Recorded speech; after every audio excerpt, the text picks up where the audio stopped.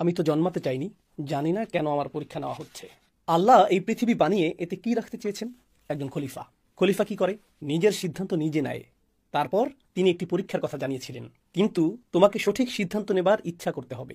যদিও তোমার ক্ষমতা ও সামর্থ্য আছে ভুল সিদ্ধান্ত নেবার, যদিও ভুল সিদ্ধান্তটি লোভনীয়, বারবার তোমাকে ডাকছে, তবুও তোমাকে সঠিক কাজ করতে হবে। আর সেই সামর্থ্য তোমার আছে। যদি তুমি সঠিক সিদ্ধান্তটি বারবার নাও, যদি কখনো ভুল করে ফেলো, তবে উঠে দাঁড়িয়ে ক্ষমা প্রার্থনা করো, এরপর আবার সঠিক সিদ্ধান্ত নিতে থাকো। যদি এই পরীক্ষায় পাশ করতে পারো, তবে আমি তোমাকে পদমর্যাদা দেব এমন দিনে যাকে বলে বিচার দিবস। যদি তুমি সেটা পাশ করো, তবেই আমি তোমাকে জান্নাত দেব। আচ্ছা, এখন এই যে নিজের মতো পছন্দ করার ক্ষমতা, সিদ্ধান্ত নেবার ক্ষমতা, এটা হলো আল্লাহর বানানো সবচাইতে বড় পরীক্ষা। আর এই পরীক্ষাটা বিশাল দায়িত্ব, তাই না? কারণ তিনি আপনাদের পৃথিবীতে নিজে নিজে থাকার দায়ভার দিচ্ছেন। আরবিতে এটার মানে হলো আমানাহ। শব্দটি কি? আমানাহ। সূরা আহজাবের ৭২ নম্বর আয়াতে আল্লাহ বলছেন, ইন্না আরাদনাল আমানাতা আলাস সামাওয়াতি ওয়াল আরদি ওয়াল জিবাল ফাআবাইনা ইয়াহমিলনাহা ওয়া আশফাকনা মিনহা ওয়া হামালাহাল ইনসান ইন্নাহু কানা যলুমান জাহুলা। আল্লাহ বলছেন, আমি এই আমানত পেশ করেছি আসমানসমূহকে, মানে আকাশের সব কিছুকে, সব সৃষ্টিকে জিজ্ঞেস করা হয়েছিল, তুমি কি সিদ্ধান্ত নিতে চাও?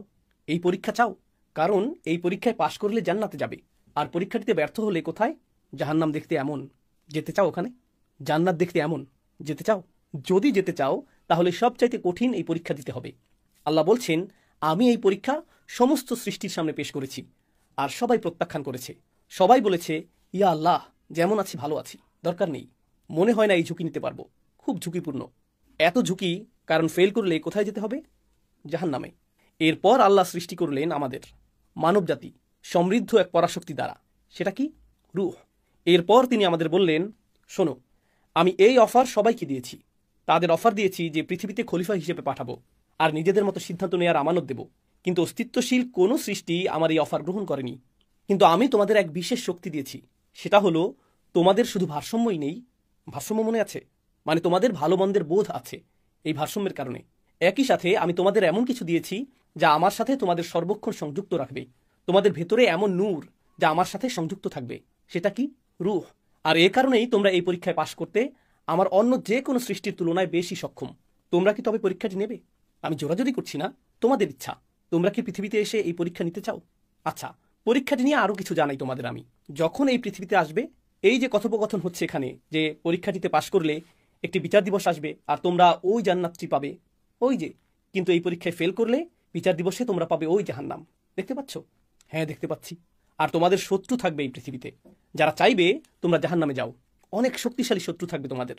কিন্তু আমি যা তোমাদের দিয়েছি, তোমাদের ভেতরের যেই ভালোত্ব আর যেই অভিদেব তোমাদেরকে, সেগুলোই যথেষ্ট হবে পরীক্ষায় পাশ করার জন্য। তোমাদের মধ্যে সমস্ত গুণ, সমস্ত সক্ষমতা ও সামর্থ্য দেওয়া আছে, যেগুলো পরীক্ষাটি পাশ করার জন্য প্রয়োজন।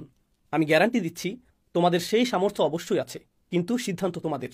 প্রসঙ্গত আরেকটি কথা বলছি, কোনো কাজের সামর্থ্য থাকা মানেই কিন্তু কাজটি করে ফেলা নয়, তাই না? মেধাবী ছাত্র মানেই কি সে অনেক পড়াশোনা করে? না, বরং পড়াশোনা করার সিদ্ধান্তটা তাকে নিতে হয়, তাই না? আপনার সামর্থ্য আছে, তবে কাজটি করেননি। আল্লাহ বলেন, আমি তোমাদের সমস্ত সামর্থ্য দিয়েছি, সাথে আমার কথা দ্বারা সাহস যোগাবো। এখন প্রত্যেকটি মানুষকে এই সিদ্ধান্ত নিতে বলা হয়েছিল, এই পরীক্ষা নেবার কিংবা না নেবার, সবাইকেই। আমার থিওরি, শুধুই থিওরি, বলছি না যে এটাই সত্য, তবে এই ধারণা করি যে আমাদের প্রত্যেককেই আমাদের নিজ নিজ পরীক্ষা সম্পর্কে জানিয়ে দেওয়া হয়েছিল। তুমি ক্যান্সার, তুমি ডিভোর্স, তুমি তুমি ছোটবেলায় মা বাবাকে হারাবে, তুমি তোমার এই সমস্যা, তোমাকে মিথ্যা মামলায় ফাঁসানো হবে আর পরিবার থেকে বিচ্যুত হবে। ইব্রাহিম, তোমাকে তোমার বাবা ঘর থেকে বের করে দেবে, তোমার এটা হবে, তোমার ওটা হবে, তোমার সেটা হবে, তোমার ওটা হবে। তিনি আমাদের সব ধরনের সমস্যা বলে দিয়েছিলেন। তিনি আরও বলেছিলেন, সেই সব পরীক্ষায় সঠিক সিদ্ধান্ত নিলে কি হবে। আমরা এইসব পরীক্ষার কথা শুনে কি বললাম বলুন তো? অবশ্যই পাশের জনকে ইশারা করে হয়তো বলেছি, দেখেছো জান্নাতটা আসলেই অসম্ভব সুন্দর। কিসের শত্রু? আমরা সব দেখে নেব, কোনো সমস্যা নেই, আমাদের নিয়ে নিন। কোরআনে এসেছে, ওয়াহামালাহাল ইনসান, মানুষ এই ভার বহন করতে তাড়াহুড়া করছিল।